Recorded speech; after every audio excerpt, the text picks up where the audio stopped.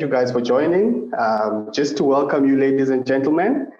This is an exciting conversation on the top digital marketing trends for 2023. It's hosted by Shift One Digital. It is an honor to serve you as your moderator for today's discussion. My name is Tamsanga Pasia, and I'm the head of marketing and training for Digital Marketing Academy, a training organization that helps individuals and organizations to improve their digital marketing skills and knowledge. So our discussion today is set to be a source of valuable insights and knowledge, all thanks to our in-house experts in the digital marketing field and their willingness to share their vast knowledge on and their expertise that ensures that our session will be a source of enlightening information from which we can all benefit from. Just to introduce the speakers for today, firstly, we have Dylan Kolstad, our CEO at Shift One Digital. She's a thought leader in the B2B marketing space and can be considered a subject matter expert on all things digital. She accelerates businesses to the next level using digital marketing efforts. Welcome, Dylan. Thank you so much, Tams. We are also joined by Irma Kasten, our COO at the Digital Marketing Academy, with over 20 years of experience as a digital marketing strategist and a global specialist trainer. She helps her clients to achieve optimal results in building their businesses online. She's an expert in AI marketing and uses integrated marketing approach aligned with the company's strategy and the vision to drive success. Welcome, Irma. Thanks, Tams. Hello, everyone. Thank you guys for taking time to join us today. We are honored to have you all here in our discussion. And before we kickstart our discussion, I would like to just lay a foundation with some of housekeeping rules. We want to make sure that you get the most out of this session. So we have enabled a live Q&A section where you can ask your questions as we go, and we'll get to give you answers during the session. And we have also enabled closed captions for those who prefer to listen with captions on. And if you can't make it to the end of the session or want to revisit any part of it, don't worry, we are recording the session and we'll be sending you a link which you can watch from it later, which will also be available on our YouTube channel. And in addition to that, we'll also be providing you with free templates and handouts to help you implement the information that will be discussed here today. Without wasting any time, I would like to outline the summary of our topics today.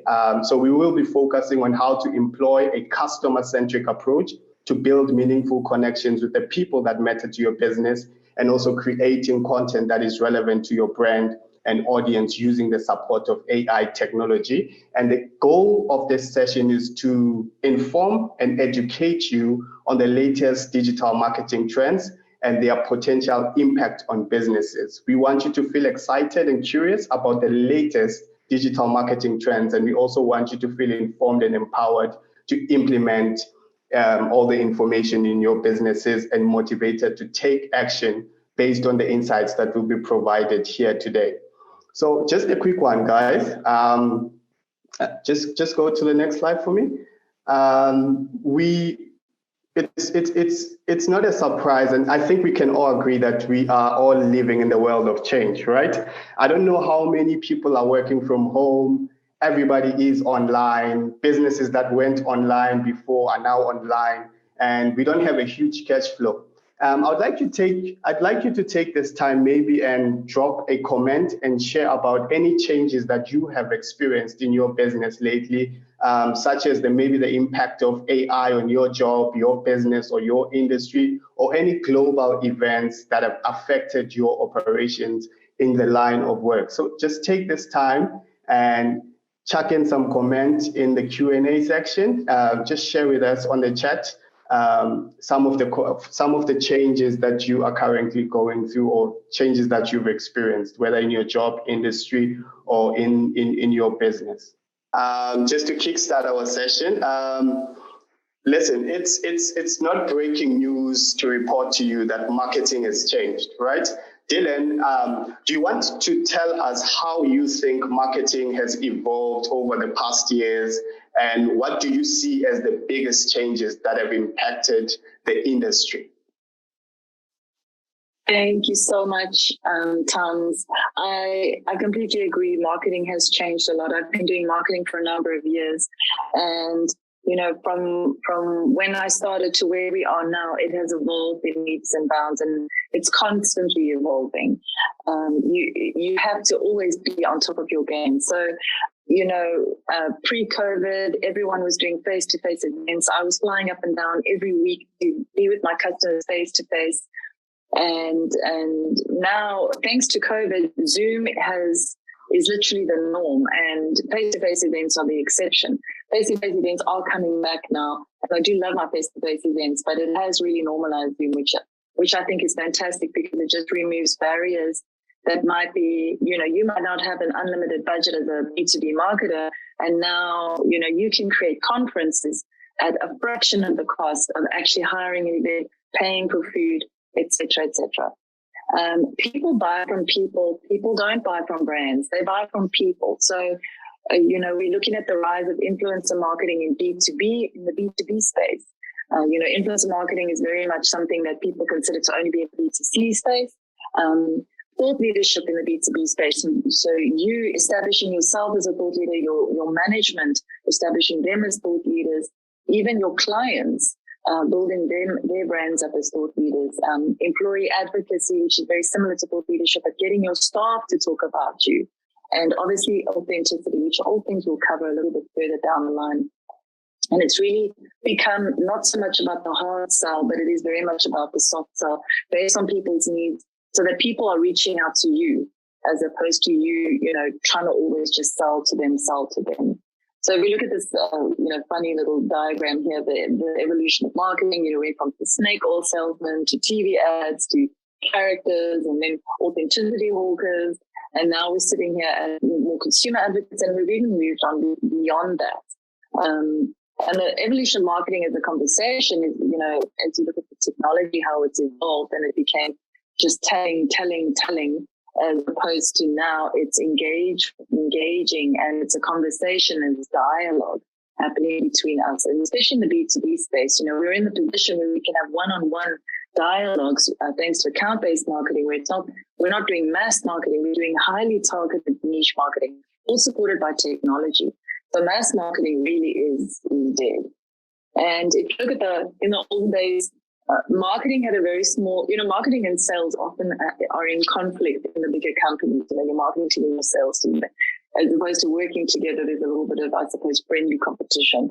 And in the olden days, marketing had a smaller role in the sales pipeline.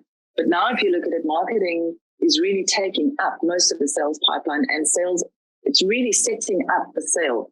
And so that literally sales team are just doing the closing at the very, very end. So marketing role has never been more important than it is at the moment. So, this is a slide I love to use, but in the old economy, we saw customers as something that we just needed to take their money from them. How can we get more money from the customer? And in the new economy, we're looking at how can we create an ecosystem of knowledge and share knowledge that helps our customers thrive and succeed in their role. What are their needs? How can we, using all the knowledge that we have, how can we set them up for success? And we've become this knowledge sharing marketing, as opposed to, buy from me. So I think, there's a fantastic book out there I highly recommend you get, which is The Principles of Persuasion.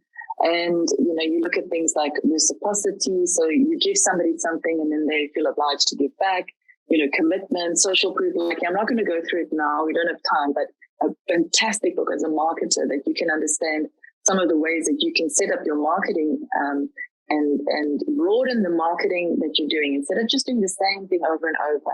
Like, how can you broaden what you're doing and use a little bit more of, psychology to get a better result and to create an environment where your customer succeeds and gets value. And that's, I think, the main thing for us. Now, thank you very much, Dylan.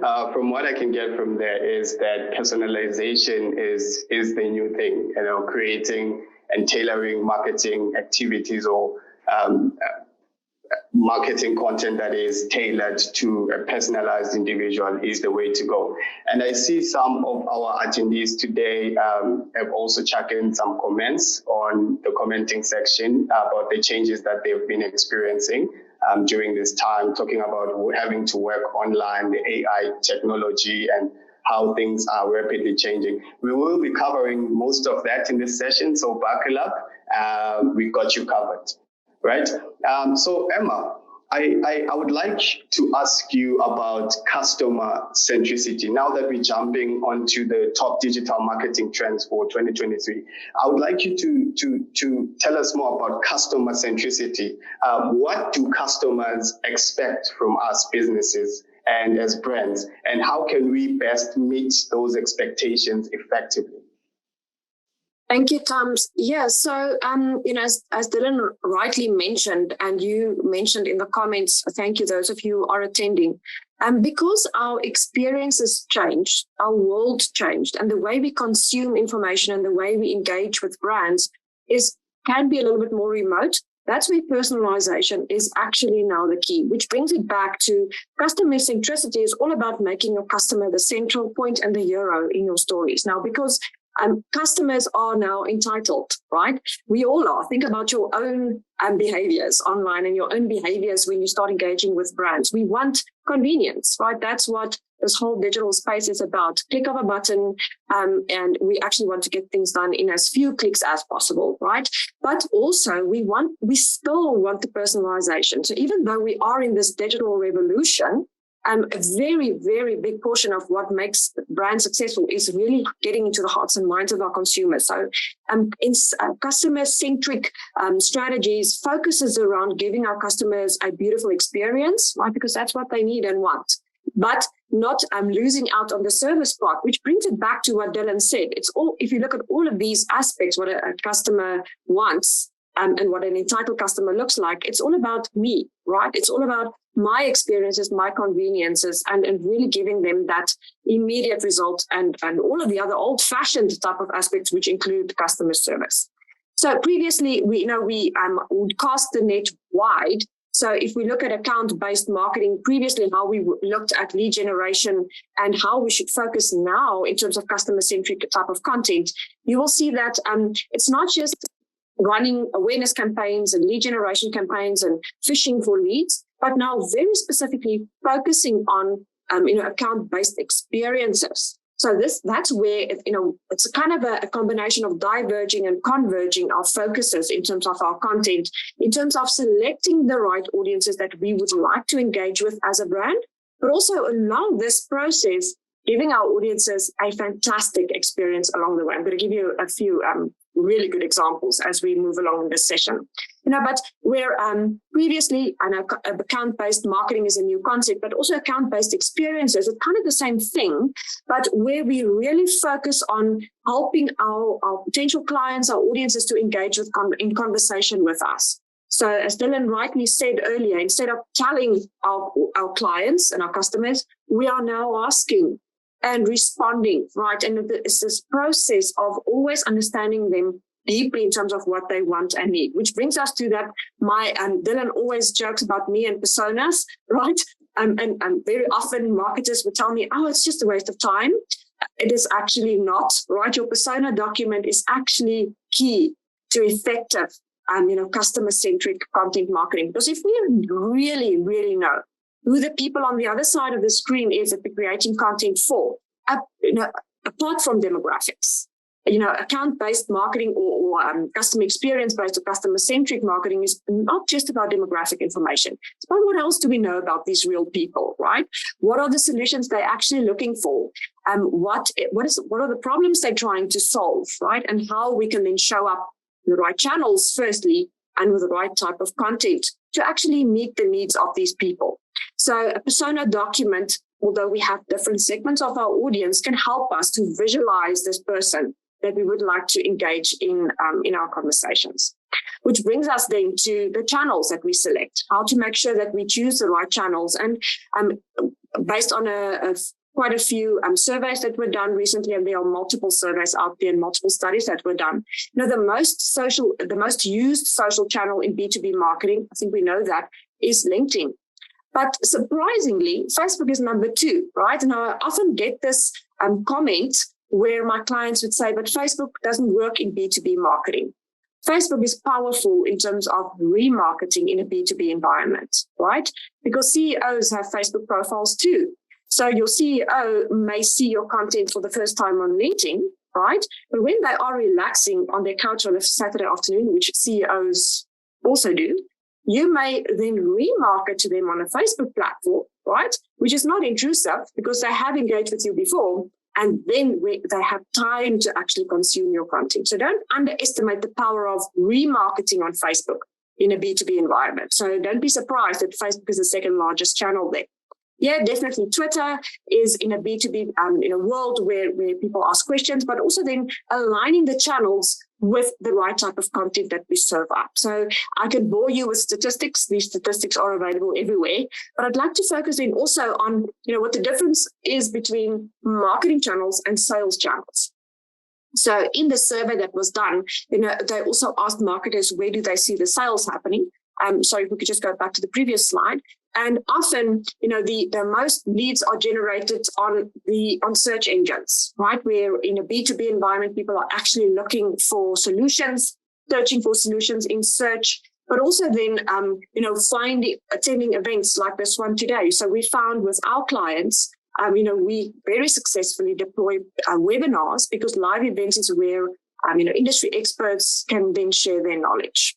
So if we look at the slide in terms of the right sales channels aligned with the right marketing channels, we need to understand where these personas are actually looking for the solutions, but also then making the decisions in terms of selling. Now, if you look at the, Dylan, if you just put the slide up for us about the customer or the touch points in terms of the funnel, how we move out. Sorry, just put the slide 20, just two back. Sorry about that. One more, one back, that one, right? Now on your screen, I need the funnels, but anyway, on your screen, you will see a textbook example of how we think touch points and the customer journey should look, right? Where we start our audiences off with awareness and then move them through to consideration, get them to purchase, and then get them to engage and remarket and turn them into advocates. But that's actually a textbook process, right? It's a very linear process. If we focus purely on this funnel and how we move our audiences through the funnel by creating the right types of content for them. So Dylan, I just need that one where it says awareness, consideration, purchase. If you can maybe just get that one up for us. It's this one? No, it's that one with the touch points, the journey. It's that one. There we go. Right, thank you. Right. So this is a textbook example of what a funnel should look like, right? And it's absolutely 100% correct. But these are the stages typically that we move our consumers through, right? People become aware of the solution or the problem, they experience the pain of their problem, and then they start moving through these different stages of the funnel and engage in different ways with us. But in real life, actually, if we look at the next one, this is what customers actually do, or potential customers. They don't move through a funnel in a linear fashion. Users come in and drop out of the funnel in different ways. People might find bits of information on different channels, leave and come back, right? So real people don't react in a linear fashion. So we should also, that's where the customer-centric content marketing comes in, be flexible in terms of what they are really, really doing and where they are actually finding the answers to their questions. Which brings us then to, if we align all of these aspects, what are the differences between channels and touch points in the customer experience journey of our audiences? So that's often where we see blurred lines and where we're not always sure. So channels are the means how our potential clients and existing clients can engage with us, right? In terms of depending on what your journey looks like with your customers, or what your process looks like, or what your offering or your service is, right? And very often, many of these touch points and channels are the less sexy parts in the process with our audience. Leading up to a sale, we often serve them with very sexy, exciting content.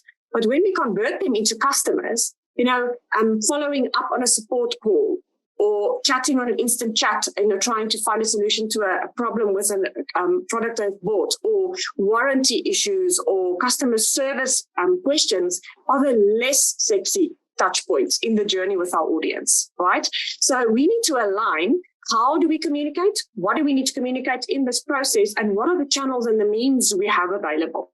And that's where we also then need to really dive deeply into the content we serve up to actually meet the needs of our consumers. So we need to, in our customer experience journey, it doesn't stop where conversion happens, right? After the sale or the final conversion happens, the process continues in terms of giving a beautiful customer-centric experience in terms of helping our audiences to become advocates, right? Because happy customers share content, happy customers share, follow social media platforms. So that's where we need to really be clear about what does that journey actually look like. Right, so I need you to think about yours, map out your journeys again, so that we can actually serve the right types of content in the different process or phases of this funnel to help our audiences make the right decision that will serve their purpose, not our purpose. It's not about our brand. It's not about our products. It's about making them the hero in their story. Right. So if you look at the stats on the screen, also the ways that people search for information have changed. Voice search is a very big trend at the moment, where people are on the move. They may be in a vehicle, and then they may use voice to quickly, search for something on Google or have Siri help them with finding something or getting something done.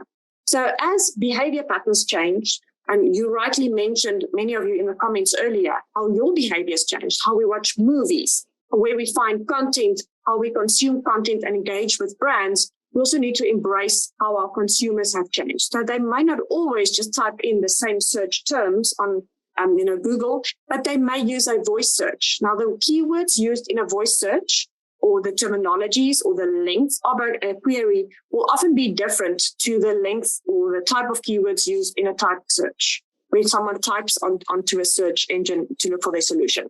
So really getting to the hearts and minds of your consumers to understand how to make your content accessible and inclusive for all of your consumers, because accessibility and inclusion and diversity is one of the major trends right now. So make sure your content is, you have alt text as an example, alternative text on all of your images, where you have captions enabled, where people with hearing disabilities may have, amplified sound, or let's use Pinterest as an example. You can also, in your alternative text, some devices have readers, so users who have hearing disabilities can then also consume content, but then the alternative text and descriptions are read to them via their devices. And we need to be really, really aware of how the world in terms of mental health, physical inclusivity, and diversity have changed to make sure that your content is accessible to as many people as absolutely possible. Right. So also then, what is important then is to understand how your content should then support your search engine optimization, because that is actually where all paths lead back to the website, and your content should support your website strategy.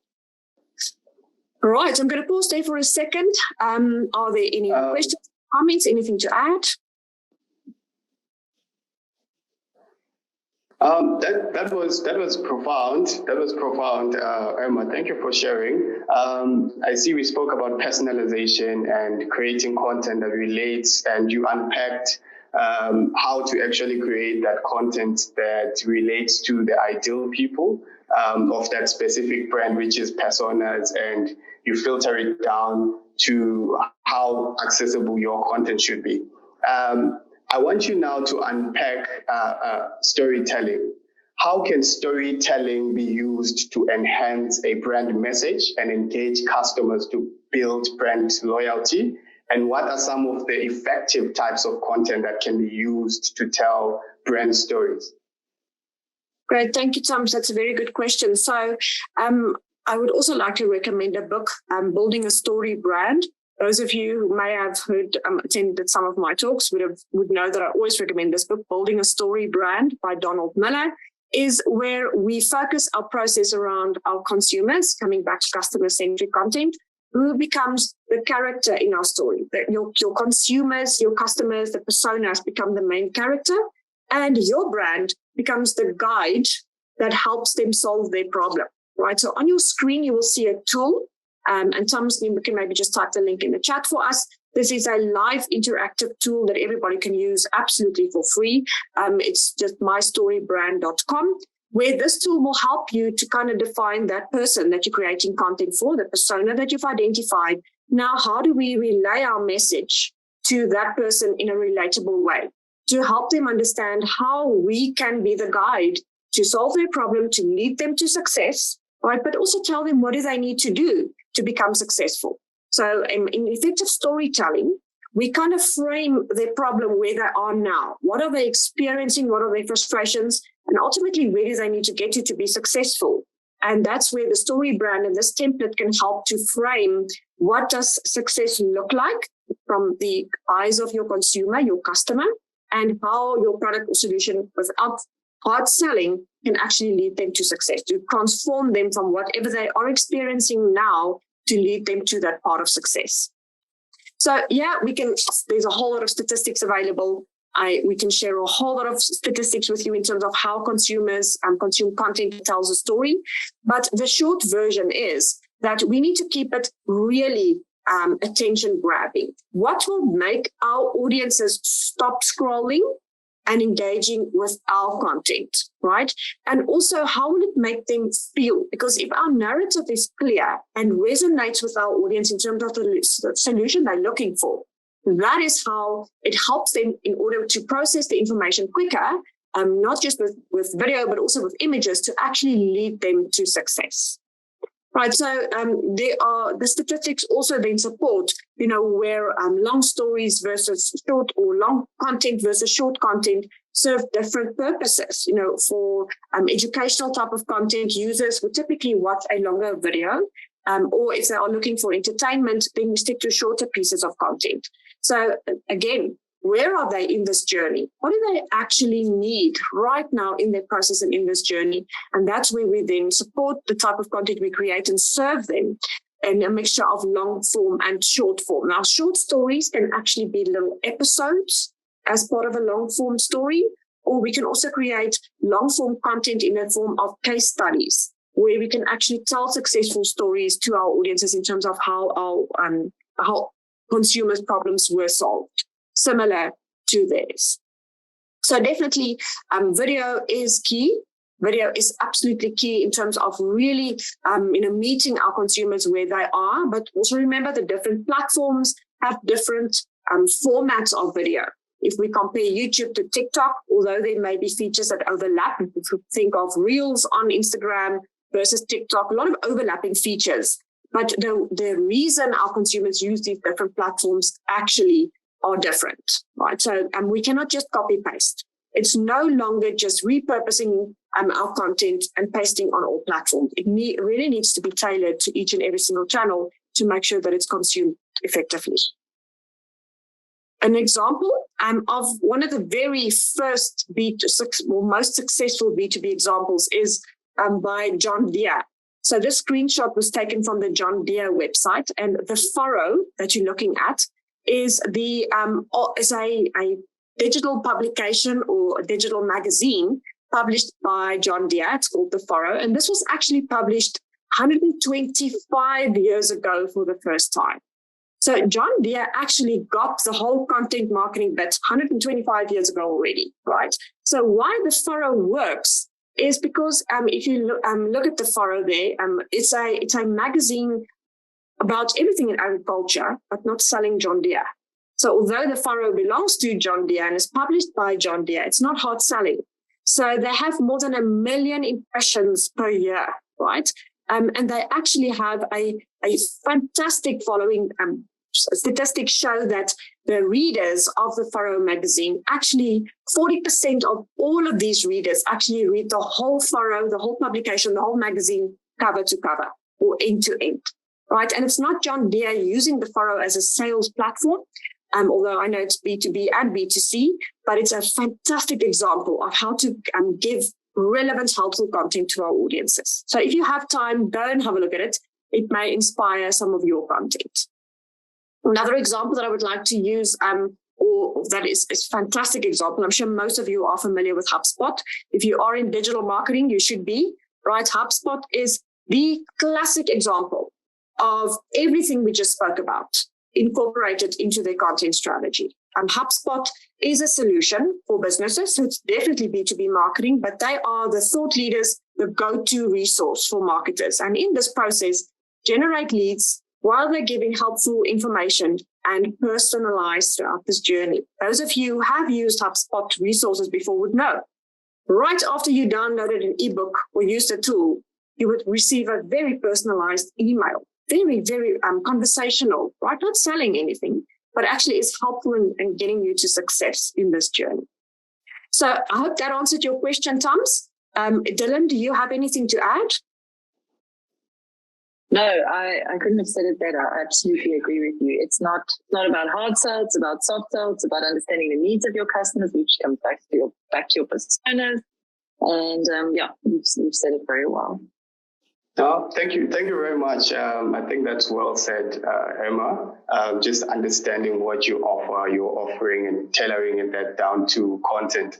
Content is king, but content can only be king if it resonates with its kingdom. So you always have to link that back and making sure that you're staying relevant to your audience. So Dylan, and now this is yours, right? As a successful business owner and a thought leader, can you explain what thought leadership and employee advocacy means to brands and their impact to businesses today? Yes, absolutely. So I think if you're in the B2B space, it's so important that you build the brands of your staff. And you as the CEO, you could be the face of the brand, or your subject matter experts could be the face of the brand of this specific business units. It depends on the structure of each business. Not every CEO wants to be camera facing and in the front line, and they're happy to build the subject matter experts or their service line leaders into these thought leaders and make them put them on a pedestal.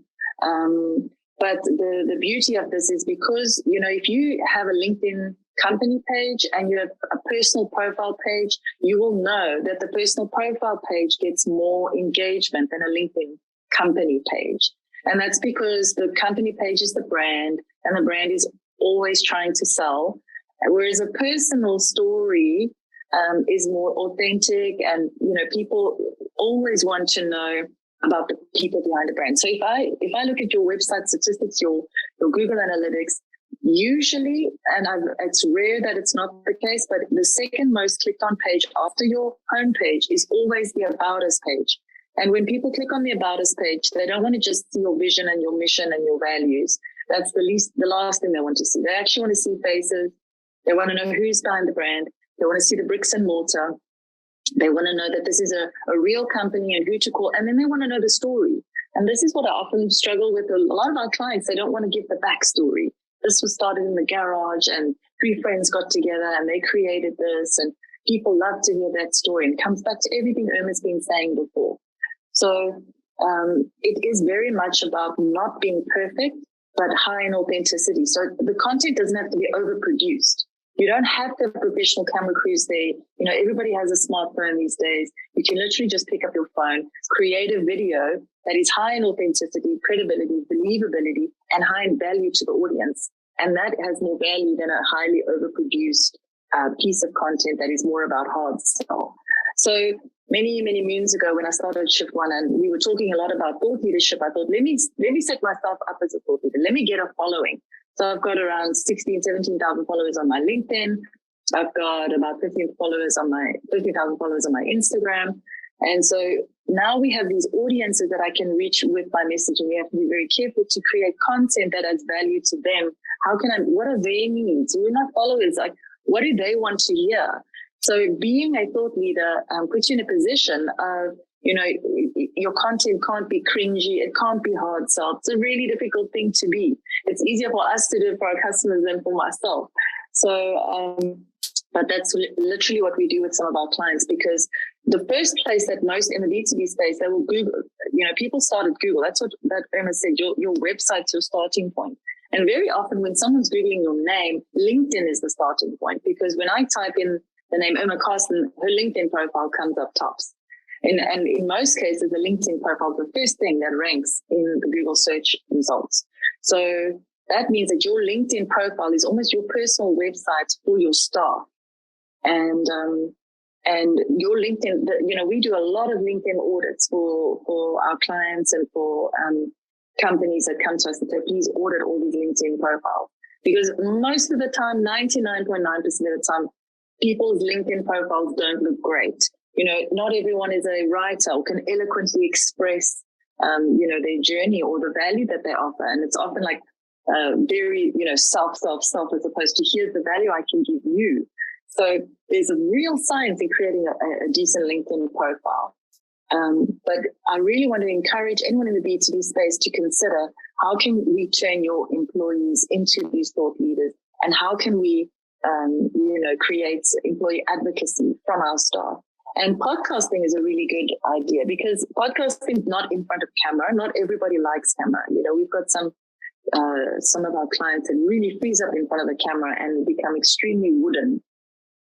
And they do very well in an interview space where someone's asking them a question, but you point a camera in their face and they just literally freeze.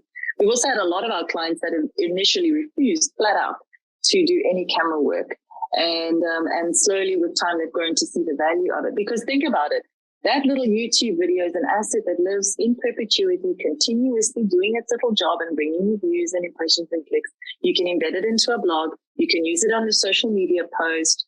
There's so much that you can do with this little video that it literally just continues to bring you views and views. Hundreds of years after you made that video, the views are still coming through. So creating podcasts is definitely something that should be on your agenda as well, because you can just get two of your subject matter experts to sit and talk to each other and discuss a topic, and there's the value. You can get a client with your subject matter expert to sit and just talk about a case study. Benefits the client, their business gets some airtime. Benefits you, you get some airtime. So podcasting is really, really big. And here's just a mini case study of some B2B or Mobius consulting that we did introduce their podcasting. And, within a very, very short period of time, they had a lot of followers all around the world with their podcast consistently being engaged in.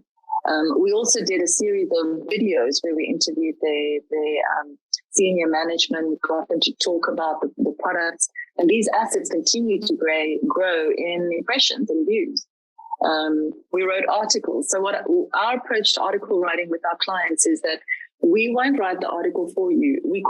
We interview the article out of the expert.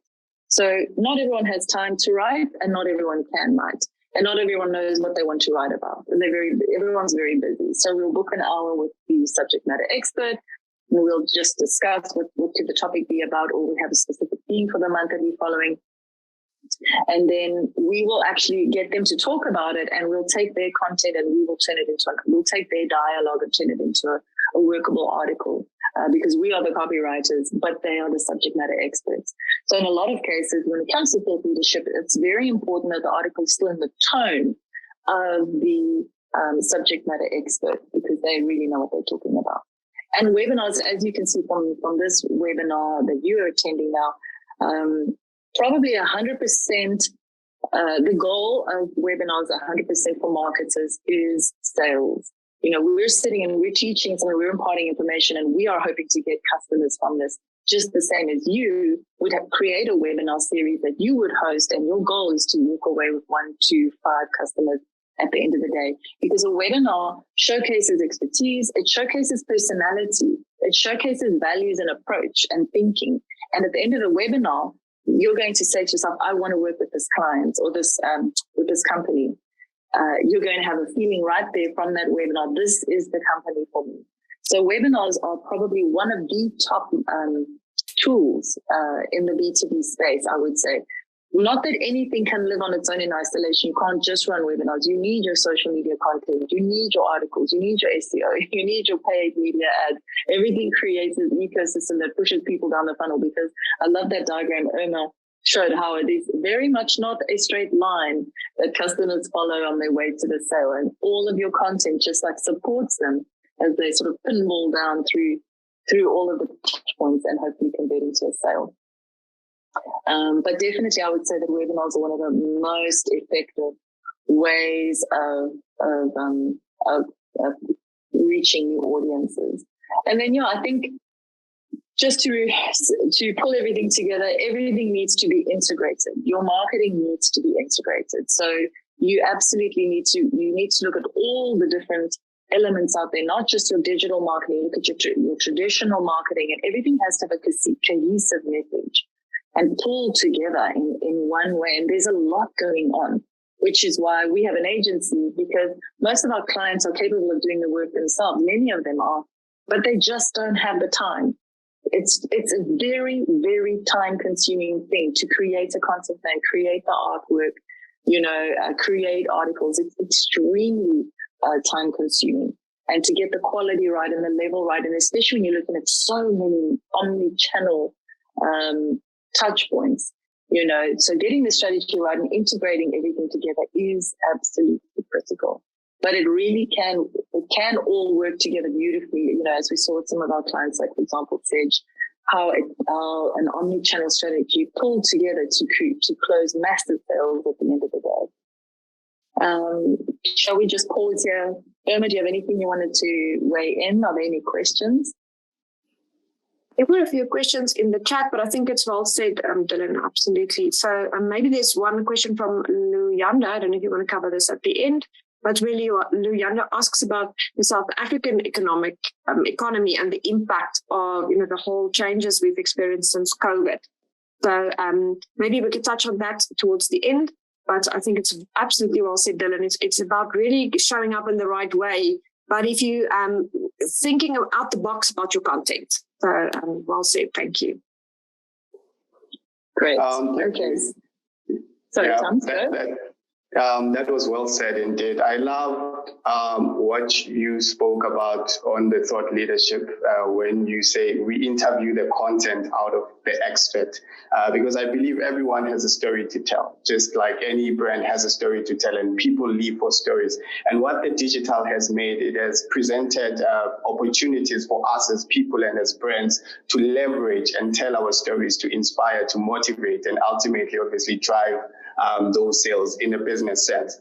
So, Dylan, I know we are all aware that AI is on the rise and it's simplifying the communication processes for businesses.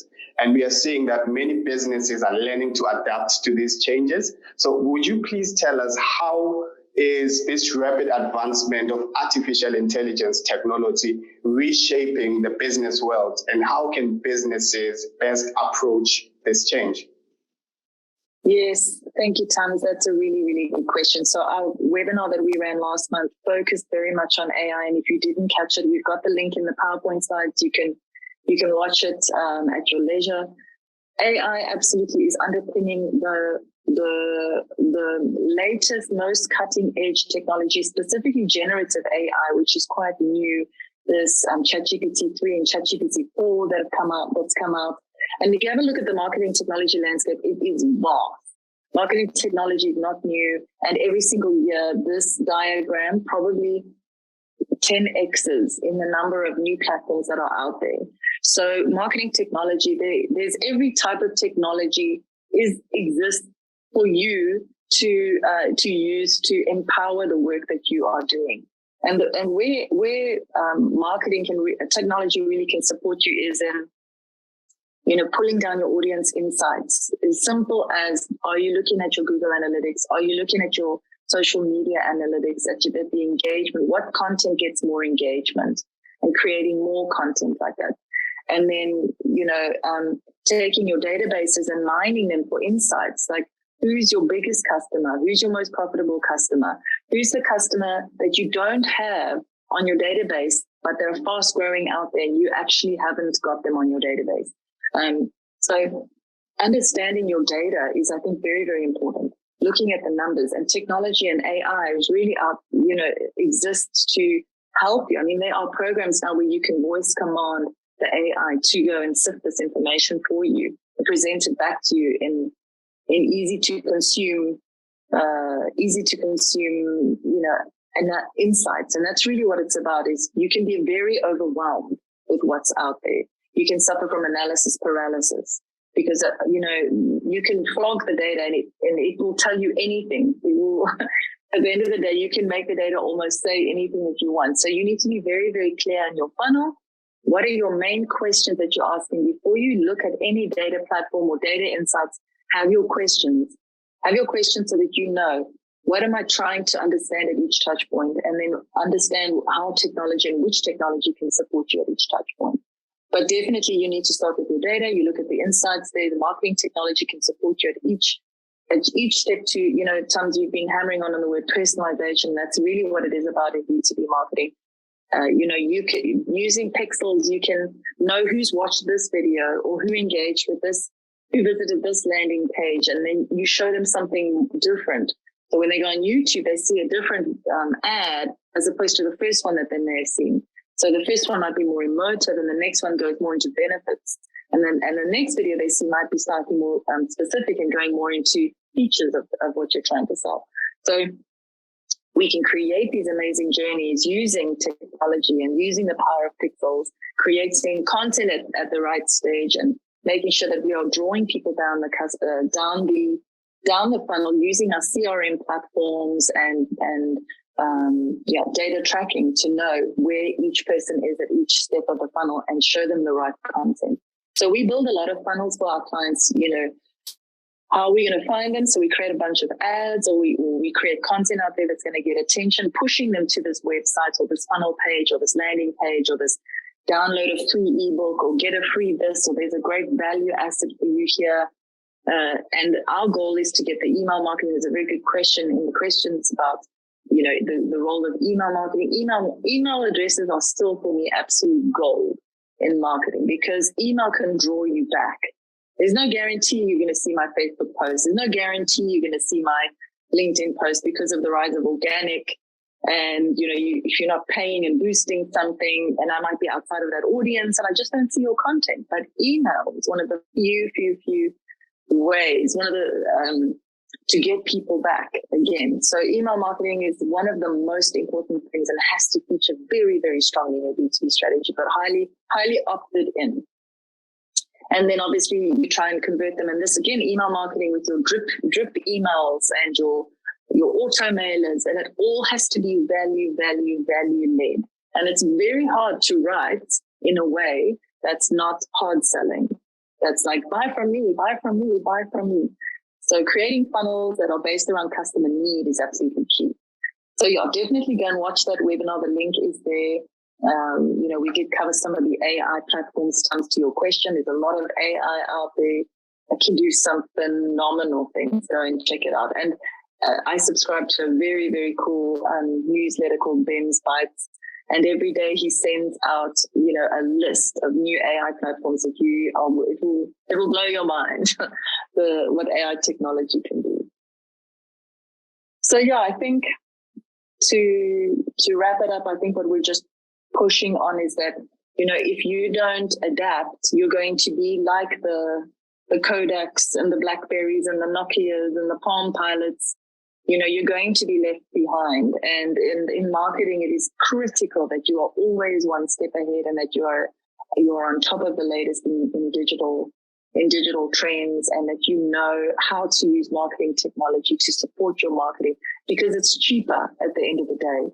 Because at the end of the day, if you're using your marketing technology properly and you're personalizing, you're going to be sending relevant, targeted messages to the right audience that appeal to them, because they're in this buyer stage and that's their need, as opposed to this broad brushing everyone with the same content and wasting your marketing money. So it's about being a sniper as opposed to a shotgun approach that just blasts everybody with the same thing. So, and then once you are on top of things, it's like, okay, how can we disrupt? How can we make things, bigger, better, cooler, at least? Everyone's always looking at the competitors.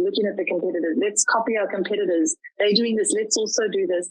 And it's not about that. Obviously you need to be on top of what they're doing, but let's go one step further. And the only way to do this is to come back to our personas, our customers, our audiences, really understanding them, have sessions with them, be on the cold-face marketer, talk to your customers. There's nothing more valuable than actually getting in your car and going out and face-to-facing with your customers. If you are removed from them, you're removed from the insights. So we often say that to our customers, the closer we can get to the subject matter experts and to the customer themselves, the insights just pour and the ideas just come flooding at us, because often, the marketing manager might gatekeep us from this knowledge. And we really need to get deep. The better way for your agency to interact with you is to give them deep access to customers and deep access to the subject matter experts that you want to get the most out of your agency. And then you can move into a space of daring disruption. And I believe that's really where we want to get to. Irma, any last words from your side? Yeah, I know we always say, very well said, Dylan, but we always say to our clients when we onboard them and when we're busy with strategies, remember that you know your business better than we do, right? So you have all the knowledge. You have all the information, right? So help us to help you. We know how to package the message. We know how to get it in front of your consumers, but your experts know your business much better than we as an agency do. Because if you're working with agencies, you need to guide your agencies because you know your businesses. Give the content that sits within your organization to help them help you. Oh, no, that's good. That's good. In your words, Dylan, I loved it when you said being a sniper. And this, in a business sense, means keeping a closer eye to your target. And the best way to do that is making the customer the center of your business, right? It's all about the customer. We as brands, we're supposed to be mentors or coaches to our customers, and it's all about them. If they move, we move with them, and they always are on the lead, showing us how they want to move, where they want to move. We just need to be a guideline, an informational hub that solves solutions for our customers. And one thing I want you to remember is that as we move into the next phase of digital marketing, it is crucial to stay up to date with the latest trends and technologies in order for us to stay ahead of the competition. And we encourage you to continue exploring and experimenting with these strategies and tactics that we discussed today, and to keep an eye out for emerging trends that may shape the industry in the future. Remember, the key to success in digital marketing is to stay agile, adapt quickly to changes, and always keep the customer at the center of your strategy. Don't miss out on our next webinar taking place in May. Follow us on our social media platforms for the latest communications on this. Contact us for any digital marketing training. And if you would like to white label our online digital marketing academy and train your workforce under your brand. And also if you are looking for a digital marketing strategy or digital marketing services like web development, SEO, paid media, social media writing, don't hesitate to contact us. Thank you all for joining us today in our webinar. We hope you found the insights shared here by our speakers today to be valuable and informative. Have yourselves an amazing day. Thank you. Thank you so much, Thomas and Dylan. I see there are 2 questions we haven't answered yet. We could just quickly. Okay. Right, so there's one from Luyanda, if I may jump in there. Luyanda, yes, so the world changed, right? The economy changed, if I may jump in there quickly. So we need to adapt in terms of employment opportunities. If you think of the industrial revolution that happened many years ago, where factories popped up, people ask the same question, right? Are our jobs in danger, or are there new opportunities now? So some jobs will become redundant, where new opportunities may be created. So before the industrial revolution, there may not have been machine operators. After the Industrial Revolution, there was machine operators, right? So think about doctors. People can Google their symptoms on Google now. So that doesn't replace a doctor, not at all, right? People can find information in different ways, but it doesn't replace the doctor, but it can actually open up new opportunities. So that was my 2 cents, Luyanda. And maybe Dylan, if you want to take Mokhari's question or add anything else. Yes, Mokhari, I think I did type an answer out for you, but yes, AI software is also works with machine learning, where it learns. And there's a lot of AI technology out there that can learn your brand tone and learn how you write so that you can actually create a writer that understands how to write for you. So that is where AI and machine learning come together, as well as the data insights. One of our clients, Sage, that I mentioned, they're an AI platform that also uses machine learning to understand your numbers and present you with live reports so that you can literally see the insights and analysis right then and there. And how to decide what is right for you is a very long question. I would say we need to look by touch point or by funnel. So however you're looking at your funnel, going this way or going this way, we need to go by funnel. We need to look at your audiences. We need to look at your business. And you know, if there's a lot of you out there, if it's just you, you know, there are some simple AI platforms that you could use along the way. You know, if you're looking at writing, ChatGPT is just an example of a simple AI platform that you could be using immediately.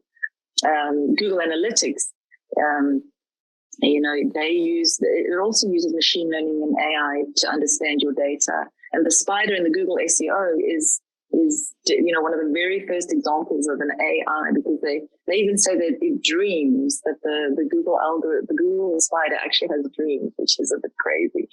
So I don't know, Ume, if there's anything you wanted to say, but Mokgadi, I would say that you need to sit and workshop that. It's quite a long question. I think you said it beautifully. Thanks, Dylan. Thank you so much, everybody, for joining us. And like Tom said, you're welcome to give us a call if you need any training or if you need any help with Mokgadi, you know, sitting down and working out your strategy for you. I appreciate everybody's time. We will be sharing your resources as well as some other tools and some templates for you. But please do join us next month at our workshop. And if you do have any ideas, you're welcome to pop us an email. Have a wonderful day.